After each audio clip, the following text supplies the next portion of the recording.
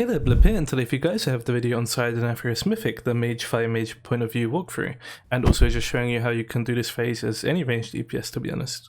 But obviously I'll be focused around Fire Mage. Now I'm sorry this video took a bit longer to get out than I expected. My schedule's been pretty bad lately, so everything's just being affected by that, so I'm really sorry about that. But otherwise, yeah, let's just get straight into the video. So the pull timer started, we have 10 seconds left on this pull timer. Now this first combustion you want to try and get right, so I'm going to do a fireball into another fireball, a combust off the second fireball, and then I'm going to do my single target combustion. Now I'm going to turn this into an AoE combustion towards the end here. You just have to make sure that you're going to start shifting power when the adds are spawning. So right now they're going to start spawning, so I'm shifting powering, and then I'm going to use one flame strike just before my combustion runs out. That's how you get the most damage on this first pull. No power infusions for me, unfortunately. If you get one, well, you'll absolutely destroy it, but either way, phase 1 damage isn't really that important, because in phase 1, like, you're pretty much just going to push it all the time anyway. Now as you can see, I'm soaking this cleansing pain here. Now, one thing I would just want to say about this fight is that your guild might do this differently. I'm just going to pause the video. We have a certain amount of cleansing pains we're going to like drop off throughout this fight, so on pull, we're going to have what happens if you stack 1 yard within another player.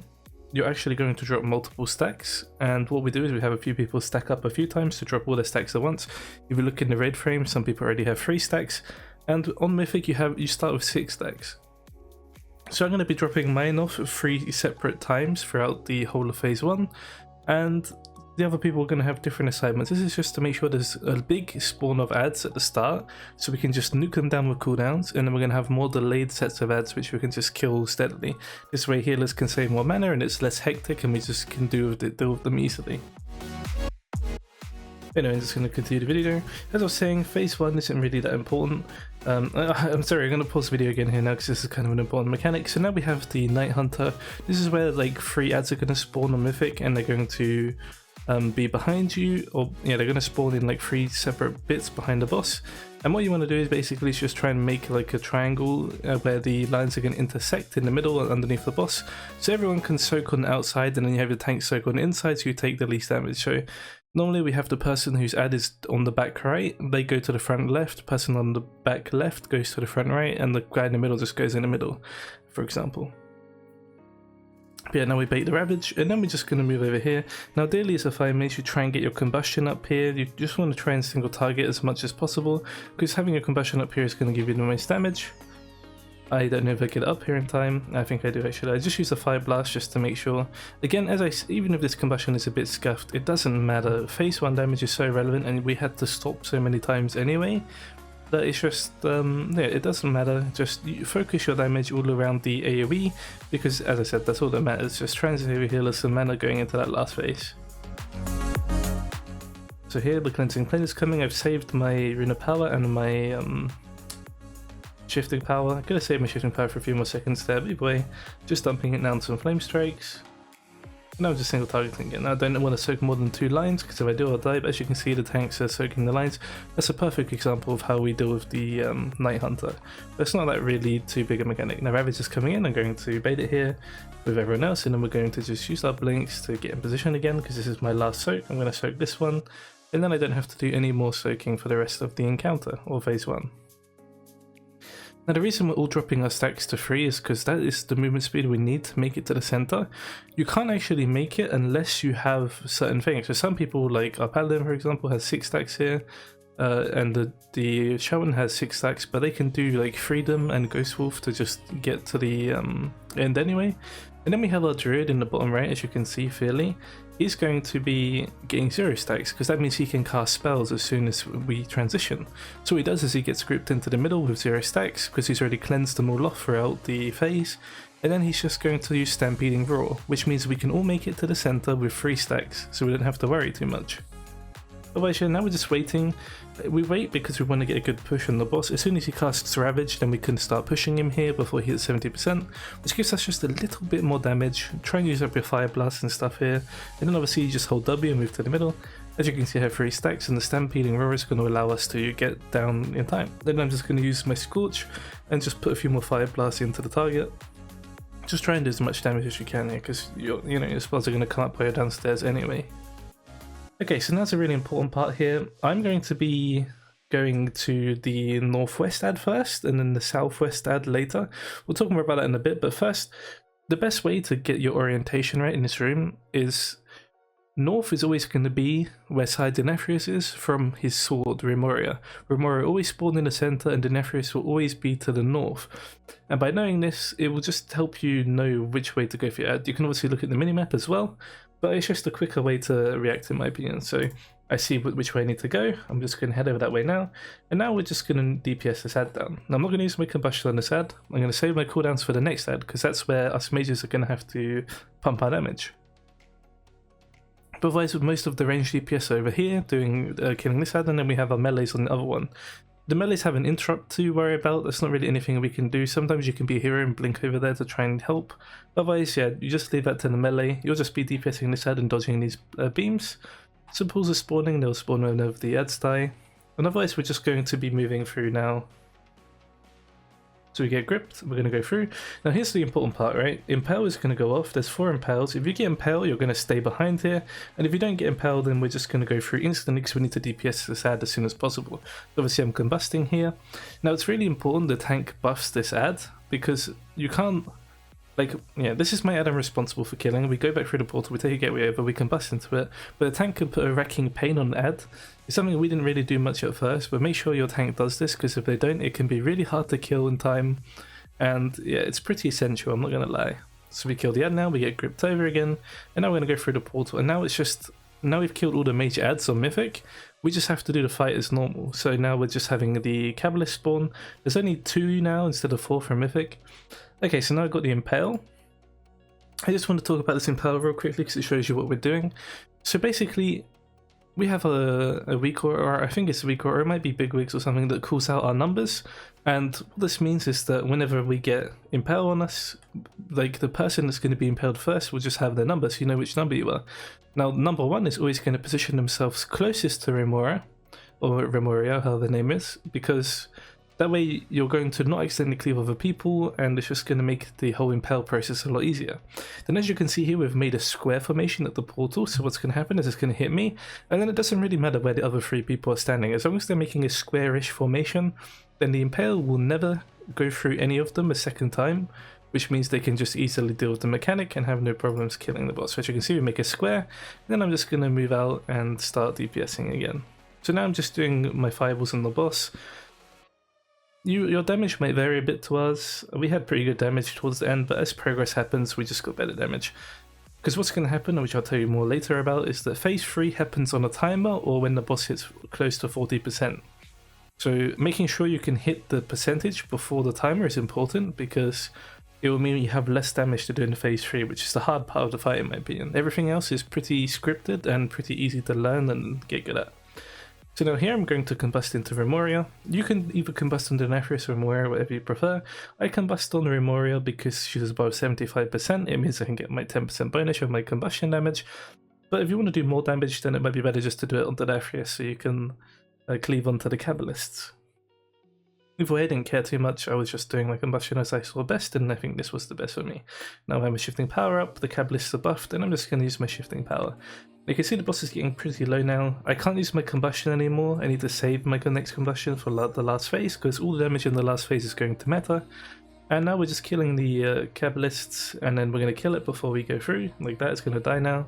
And now we just DPS the Cabalists because we're ahead on damage. Again, we're going to make a box formation here. It doesn't have to be perfect, as long as it's like a bit rough and correct, then it's fine. And yeah, now we're just going to push the boss. So now if you look in the top left, you can see the timers I have. Stage 3 is about to come in 30 seconds, so that's when the boss is going to go into phase 3, or if we push him below to 40%, he'll also push. As I said earlier, you always want to push him to 40% first, but you ideally want it to be close to the timer, so everyone gets everything ready and they can get prepared, get in position, because the last phase nuke is what really matters. So we're going to have the grip, we're going to go through, and then we're just going to do a bit of damage to the boss. So then they're moving into the middle, the range group now. We're not pushing it yet, but now we're pushing it. I need to go through the mirror instantly and combust. As you just saw here, as soon as it was my time to go, As soon as the boss was pushed, I went into the phase, so I could do my combustion, because if I don't do that, I'm not going to get combustion throughout the whole phase. Now I was in the mirror group here. In the mirror group, everything is reversed. The Shattering Pain and the Blood Price is always going to pull you through the boss, towards the boss, and not away from. If you're in the outside group, it'll just be like on heroic, you're going to be getting knocked back constantly. I don't know the exact positioning for the group 2, but otherwise, yeah. As you can see here, the finesse just went out. We're always putting the finesse to the left side of the range group, and the range always putting theirs to the right side of ours. But the important thing about placing finesses is that you have to factor in that you're going to get like Shattering Pains and other things going on throughout that time. So when you're placing it, just put it close to the group and make sure you're putting it in a place that when they're getting knocked back or knocked through the boss, it's going to be convenient for them and they're not going to get knocked off the platform. So again here, we're going to be pulled towards Moon, because what we want to do here as well is we're going to bait the overlap, which we'll see happen in a second here. My combustion's coming up, but I'm saving it because you only get 3 combustions in your last phase anyway, and I want to have my combustion with Time Warp. Okay, so now we're baiting, and now what's going to happen is we're baiting the Ravage into this corner of the room, and then it's also going to have the Blade Scarf, just going to pause the video, the Massacres, and then we're also going to have a Finesse to place. I got this Finesse here, I'm going to place it kind of in the center of the room. I think my positioning was a bit off here. Either way, all the melee going to move through me into the other side of the room. I'm going to stay in the middle-ish roughly, because obviously I don't want it to be in the Ravage, but I want it to be in a place where the range are going to be able to soak it fairly easily, and then they're going to get knocked away from that where the boss is going to be, which is going to be towards where the range are, because as you can see they're placing the finesses for us. So I think my finesse placement was fine now, so that's not much of a problem. Just going to start scorching now to try and get a bit of damage in. Now timers are a bit rough on this for mages because we have a lot of movement to do, so until we get below 30% that's kind of rough. Now after this Blood Price I'm going to use Time Warp, because that's going to be the best time for us to use it. I think my combustion is not too great here because I'm using it in a bad position.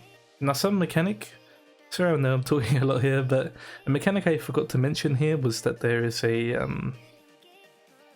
whenever you walk into a ranged person, you're going to instantly kill them. So as you can see, just going to pause the video again, there's a group over towards triangle, where the triangle mark is, and they're in the outside of the mirror. If I was to walk into one of those people, we would both instantly die.